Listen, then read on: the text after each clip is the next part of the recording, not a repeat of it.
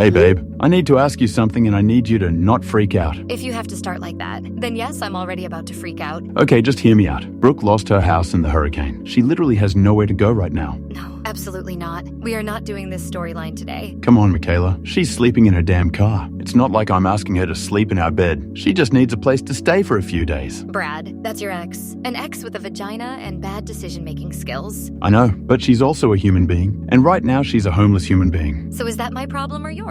Because last I checked, I didn't sign up for a roommate named Trauma with Boobs. You're being dramatic. It's just a few days. She said she'll stay in the guest room and stay out of the way. She also used to stay under you. I'm not stupid. Wow, that was unnecessary. No, what's unnecessary is your ex potentially cooking eggs in her thong in my kitchen. You think I want to come home to that? She's not like that anymore. She's changed. So she magically stopped being a slut because a tree hit her porch? Michaela, she's going through something. Can you try to be compassionate for once? Oh, I'm compassionate. I'll be very compassionate from the other side of the house while I throw salt at her footprints. Babe, this is about being a decent person. Not everything is about jealousy. Oh no, it's not jealousy. It's common damn sense. You don't let the raccoon that used to steal your snacks back in the house. Even if it's shivering on your porch, it's still a raccoon, and it'll still steal. Wow, calling her a raccoon is wild. What's wild is you even asking me this with a straight face. You know how many times that girl tried to play victim to get attention from you? So what do you want me to do? Tell her no and let her sleep in her car? Yes, or I don't know. Maybe one of her many good guy friends she used to brag about could let her in. You're being cold right now. You're being dumb right now. It's 1 week, just one. And if she even breathes wrong, I'll ask her to leave. Deal? I swear, Brad, the second she starts acting cute, if I hear her giggle at something that wasn't even funny, if she offers to help you with anything, you'll wish you got swept away with her damn house. I'll pack both your bags myself. Babe, I promise it'll be fine. I promise I'll smile while I throw her shampoo out the window. Please don't start a war before she even gets here. I'm not starting anything, but if she wants to test me, I'll finish the whole damn season.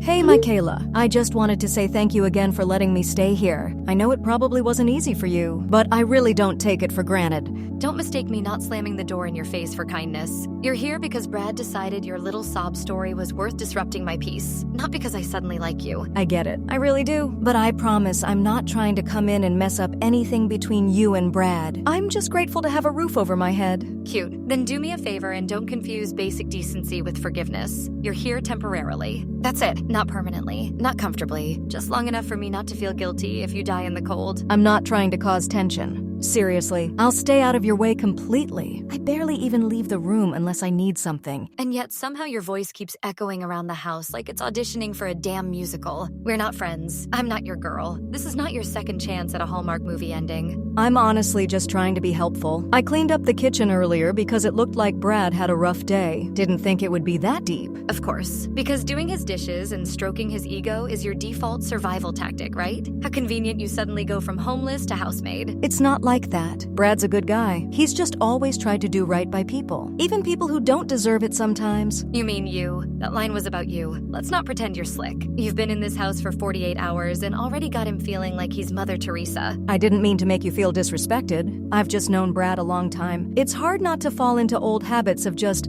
wanting to support him when I can. No.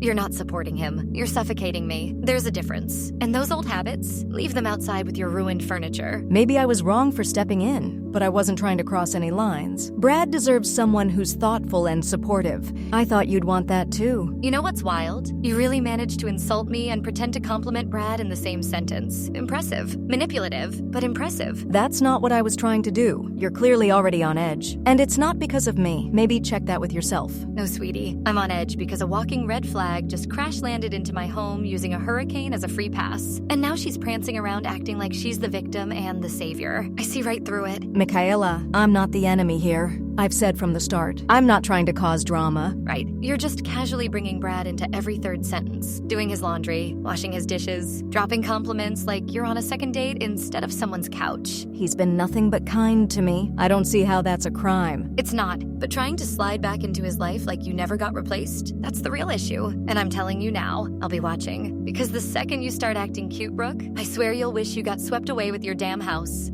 You want to tell me why Brooke just asked if you wanted your eggs scrambled or sunny side up? Like she's your damn wife. Because she's just being respectful? You're mad someone offered me breakfast? I'm mad the woman who used to ride you like a rental car is now folding your underwear like she's applying for the job back. Respectful my ass. She was just trying to help. You've been super tense lately and she probably picked up on that. Oh, right. So now she's my emotional support rival too. Folding your clothes, lighting candles. I walked in and she had the living room smelling like lavender and betrayal. You're seriously being dramatic. She's doing basic things. It's not that deep. You've been giggling at her dumb little jokes like she invented humor. Brooke said the funniest thing today. No, she didn't. She said it in a baby voice while licking her lip gloss and you got hypnotized. You're blowing this way out of proportion. I've barely even talked to her today. You were literally watching a movie with her while she massaged your shoulders. What's next? She gonna breastfeed you too? Jesus, Michaela. She's just trying to be nice. She's trying to be necessary. There's a difference. She's moving like this is some slow seduction arc, and you're falling for it like she's not 5 bad decisions in a trench coat. I think you're just feeling insecure. She hasn't done anything wrong. You're starting fights for no reason. She's in your space, in your clothes, in your damn face, and I'm supposed to act like this is normal? She's literally homeless. What do you expect me to do? Kick her out into the street? Oh, please. That woman didn't survive a hurricane. She is the hurricane. She's storming into my life acting like she's the calm before it, and you're too blind to see it. Why are you being so petty? You've never acted like this before. Because you've never let another woman play house under my roof. And don't act like you didn't notice her little oops, I'm in a towel moment yesterday. You blinked at her thighs like they held the answers to the universe. That was not intentional. She said she didn't know I'd be home early. She knew. She's been timing her shower schedule like it's a tactical operation. I'm one minor inconvenience away from catching her straddling your lap with a plate of pancakes. You're really doing too much right now. You're acting like a jealous ex, not my girlfriend. I'm acting like someone watching her man turn into a golden retriever every time his ex breathes in his direction. So forgive me if I'm not exactly clapping for her domestic comeback tour. Maybe if you weren't so busy accusing and attacking, you'd notice she's not even reacting to you. You're the one turning this into a war. She doesn't need to react. Manipulators don't fight with fists. They fight with folded towels and chicken Alfredo. You know what? If this keeps up, maybe you should be the one to leave. Wow, so I call out the obvious red flags, and suddenly I'm the problem? You're making this toxic when it doesn't have to be. She's just a guest. You're acting like she's my mistress. Because she's playing one hell of an audition, and you're giving her the part without even realizing it. If you can't calm down and stop making this into some conspiracy, I don't know what else to say. Say less, because every word that comes out of your mouth lately sounds like it's been filtered through her cleavage. This isn't healthy. You're acting like you don't trust me at all. Right now, I don't trust anything that walks barefoot in my kitchen and hums love songs at 9 a.m. I'm done arguing. Think about how you're acting. And you better think about what kind of idiot it makes you to choose Hurricane Barbie over the woman who's been holding your ungrateful ass down for years.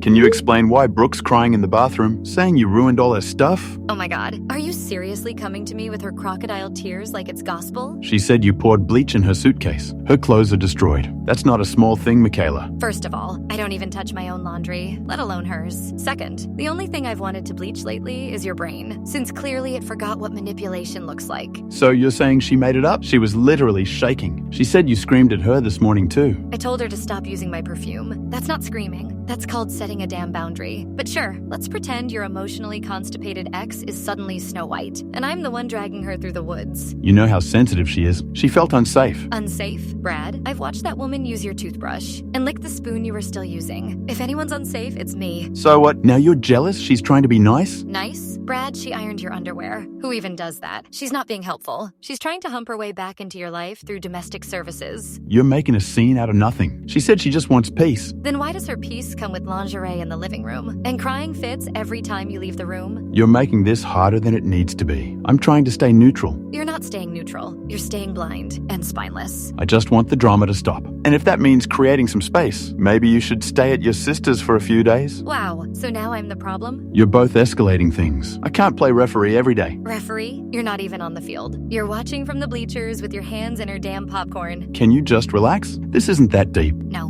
what's not deep is you. If you really think I'd destroy her clothes when I've been biting my tongue since day one, you've officially let your little guilt boner cloud all judgment. It's not about guilt. It's about being fair. Fair? You're kicking me out. For a woman who used to sneak into your room while your mom was downstairs watching Jeopardy. That's not what this is. It's exactly what this is. She's playing victim, and you're eating it up with a spoon like it's mom's casserole. Let me ask you something. If it were me crying in the bathroom, would you be this concerned? Michaela? No, because you've made your choice. You're just too much of a coward to admit it. I haven't made any choice. The hell you haven't. You made it when you let her move in. You made it when you called me jealous. And now you made it again when you let her fake tears, buy her another night in our bed. While I get kicked out like a problem you're too scared to solve. Just take some time to cool off. We'll talk when things settle. No, you don't get to cool off your way out of this one. You want to play house with your ex? Then go ahead. But when her fake little innocent act starts wearing off, and you're stuck with the real Brooke, don't come crawling back to me. You're being dramatic. And you're being pathetic. Enjoy your new maid. Tell her next time to cry quieter. Oh, and Brad. What? You're really kicking me out over a woman who literally used to sleep with you behind your mom's house. Classy taste as always.